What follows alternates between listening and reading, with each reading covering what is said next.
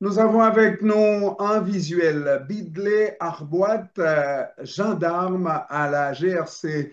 Bonjour, Bidley Arboit.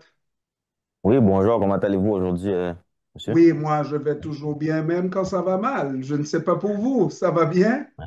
Ça va bien, ça va bien. C'est une bonne Ça va mentalité que bien. vous avez. Euh, Vous êtes gendarme à la GRC. Dites-nous, c'est quoi la fonction de gendarme à la GRC?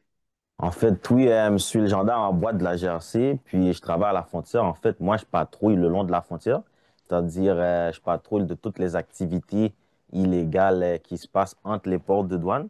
Surtout le long de la frontière, c'est la GRC qui s'en occupe, puis qui s'occupe de la sécurité des frontières.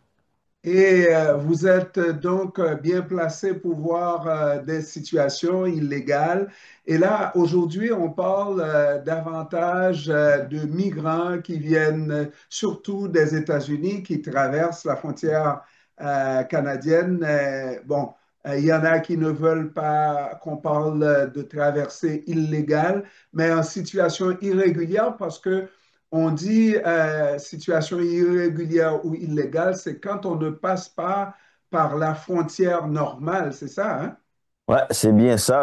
Depuis l'élection américaine, là, ce qu'on a remarqué, c'est qu'il y a beaucoup de personnes de la communauté haïtienne qui risquent leur vie, en fait, pour traverser illégalement ici au Canada. C'est-à-dire, ces personnes-là, ils passent pas par un port d'entrée officiel, ils ne passent pas par la douane. C'est bien ça. Et vous-même, vous êtes Canadien d'origine haïtienne. Et quand vous vivez cette situation-là, comment vous réagissez? D'abord, vous-même à l'intérieur de vous, qu'est-ce que vous ressentez? En fait, en tant qu'Haïtien, parce que moi aussi, vous savez, je suis haïtien, je suis né en Haïti, puis je suis venu ici. Moi, j'ai fait ma demande d'asile par un port de douane, j'ai fait ça de façon légale. Puis quand ça arrive, je vois comment les gens, on va dire, ils ont souffert durant leur trajet. Ça se voit qu'ils sont exaspérés. Puis dans ma tête, je leur pose la question, mais pourquoi t'as pas fait ça de façon légale au lieu de risquer ta vie, genre dans la forêt, là, dans les ragés, comme on dit en bon En créole. créole, hein? Ah ouais. Dans le raget et surtout, ils se font comment exploiter par des passeurs qui font payer beaucoup d'argent pour rendre un service quelquefois qui est plus un désagrément qu'un service, pas vrai? Ouais, c'est ça. Il y a beaucoup de réseaux de passeurs là qui mentent aux migrants. Ils leur disent c'est facile de traverser pour venir au Canada. Puis une fois arrivés proche de la frontière, des fois, ils les abandonnent puis ils leur disent de continuer tout droit puis ils leur donnent des fausses informations. Puis les migrants, eux, ils n'ont aucune connaissance du territoire. Puis la forêt ici au Canada, c'est très dense. Puis des fois aussi, ils peuvent les abandonner en cours de route aussi. Ils les laissent à leur guise. Ces passeurs-là, ils voient les migrants comme s'ils étaient juste des transactions financières. Ils ne se soucient pas vraiment de leur vie. Tout ce qui leur intéresse, c'est l'argent complètement. Les migrants, ils sont exploités par les passeurs.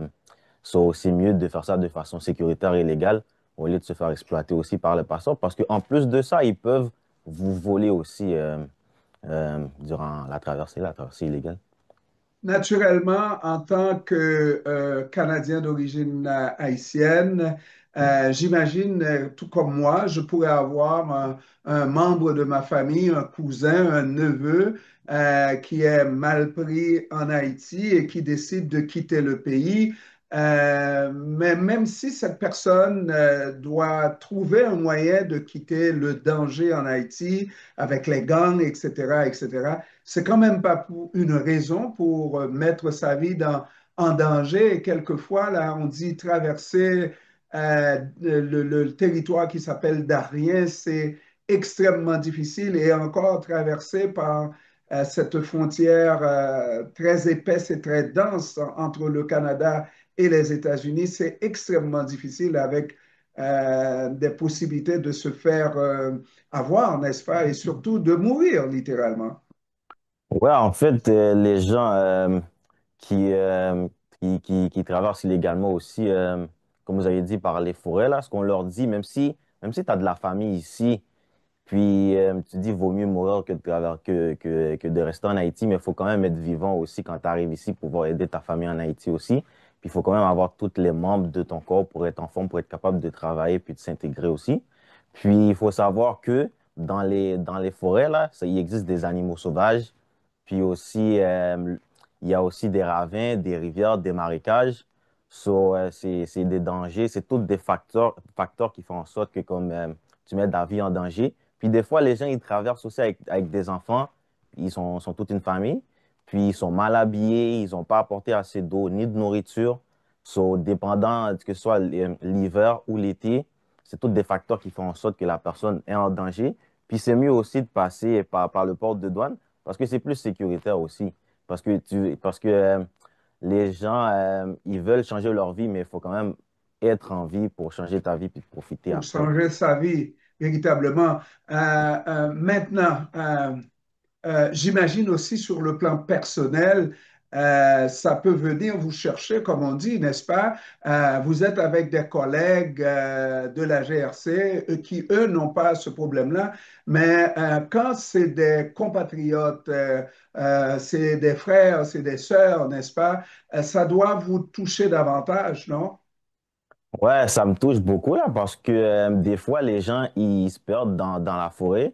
Puis là, ça tourne en recherche et sauvetage. Puis ça peut prendre des heures aussi pour trouver les personnes. Puis imaginez-vous, la personne n'est pas bien habillée, n'a pas assez d'eau, n'a pas assez de nourriture. Puis ça fait plusieurs heures qu'il a appelé de l'aide. Puis il est perdu, il ne sait pas où il est. Puis il fait froid. Des fois, il fait extrêmement froid ici au Canada. Puis des fois, quand je vois ça, puis on arrive à trouver la personne ça vient me chercher là, parce que derrière l'uniforme, il y a quand même un être humain aussi. Puis ça vient me chercher. Puis des fois, c'est pour ça aussi que je suis ici aussi pour faire passer le message, là, parce que j'aimerais plus une situation de même arrive. Vous rappelez-vous avoir vécu une situation vraiment particulièrement dure de groupes de personnes d'origine haïtienne ou même d'origine autre que vous avez pu récupérer dans des situations extrêmes? En ce moment, il y a une situation qui me vient en tête. Là, c'était pas une personne d'origine haïtienne, c'était une personne d'origine latine. C'était un appel qu'on avait reçu qu'un groupe de personnes était entré illégalement ici au Canada. Puis on suivait les traces de pas. Puis cette journée-là, il faisait froid. Puis en suivant les traces de pas, on a trouvé un vieux monsieur qui était à terre. Il était à terre, il était fatigué, il était exaspéré, il avait froid. Puis en plus, il y avait la barrière linguistique. Bien, vous savez quoi, le groupe de personnes avec qui il était, ils l'ont abandonné en arrière, ils l'ont laissé en arrière parce que lui était plus capable. Puis ce monsieur-là, il avait même plus de force pour le sortir de la forêt. Il fallait qu'il prenne appui sur moi. Déjà, moi aussi, en tant que policier, c'est difficile aussi. C'est périlleux la frontière aussi pour les policiers. Puis le monsieur, il a pris appui sur moi pour pouvoir lui sortir de la forêt parce que c'était tellement dur pour lui. Puis à la fin, il m'a remercié. Il m'a remercié. Alors, imaginez un seul instant, parce que vous n'avez pas, comment dirais-je, une, une manière, une façon magique pour repérer ces gens-là, n'est-ce pas? Vous auriez pu passer carrément à côté, n'est-ce pas? De peu, le bonhomme serait mort, hein? D'après moi, oui, il y avait de très bonnes chances qu'il serait mort. Mais vous savez aussi, il y a eu un monsieur, un Haïtien qui était mort en janvier 2023, si je m'en souviens bien. Il s'appelait Oui, Tinel. Il était mort d'hypothermie et de noyade. Il voulait traverser illégalement du côté pour états-unien à se l'époque. rendre aux États-Unis, je crois.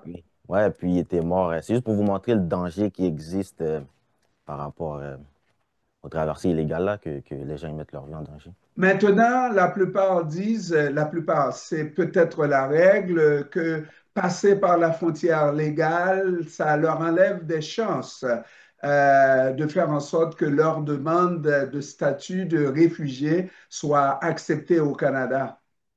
Bon, moi, je travaille pas pour l'immigration. Moi, je suis policier.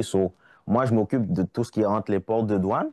Mais moi, je dis, il vaut mieux prendre une chance puis d'y aller de façon légale au lieu d'y aller puis de pas savoir où t'es puis d'avoir une chance de. En plus de ça, tu te fais exploiter par les passeurs puis tu mets ta vie en danger. Il vaut mieux aller directement à la douane puis de prendre une chance de faire ça de façon légale puis aussi de se renseigner avant de faire quoi que ce soit là pour avoir les documents nécessaires pour faire cette Un action-là. policier ne vient pas à la télévision, à la radio, s'exprimer comme ça, s'il ne reçoit l'accord de ses supérieurs, j'imagine que la GRC se sent aussi concernée et préfère lancer un SOS pour éviter des cas de catastrophe, des cas de personnes qui seraient mortes d'hypothermie ou de toutes sortes d'autres mésaventures.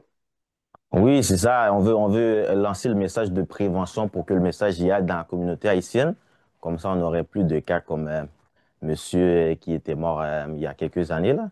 Puis quand ils ont proposé ça, je me suis porté volontaire. Puis c'est pour ça que je suis ici pour Ah envoyer le oui, message.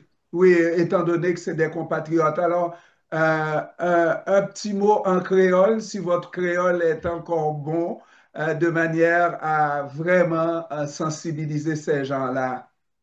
Ah, mon créole est encore bon là. Chez moi, je parle tout le temps créole. C'est ce que à force d'être ici depuis des années, mon français, il prend le dessus. Mais le message créole que t'as me fait passer, c'est pour me dire, Mounio, fais ça de façon légale, pas mettre tes vies en danger. Puis avec, bon Dieu, toute bagarre va aller bien, puis t'as croisé d'autres. Voilà, Bidley Arboit, gendarme de la GRC, je vous remercie. J'espère que lorsqu'on va se reparler, vous allez être caporal, vous allez être sergent ou commandant, pourquoi pas, hein? Écoute, ça, l'avenir nous dira, il faut être ambitieux dans la vie, puis on verra. Merci beaucoup d'avoir Ah, pris le temps de nous parler cet après-midi et d'avoir lancé ce message. Je pense que c'est un message crédible. Vous n'êtes pas un avocat qui nous dit peut-être et qui n'a jamais été dans les bois, hein. Vous avez été, vous avez vu et vous voyez aussi des possibilités de personnes qui peuvent se trouver en très grande difficulté. On parle de possibilité de mourir, n'est-ce pas, d'hypothermie et de toutes sortes de mésaventures. Merci d'avoir pris du temps pour nous encore cet après-midi. c'est bon, merci beaucoup, merci à toi. Merci, au revoir. Merci, bye.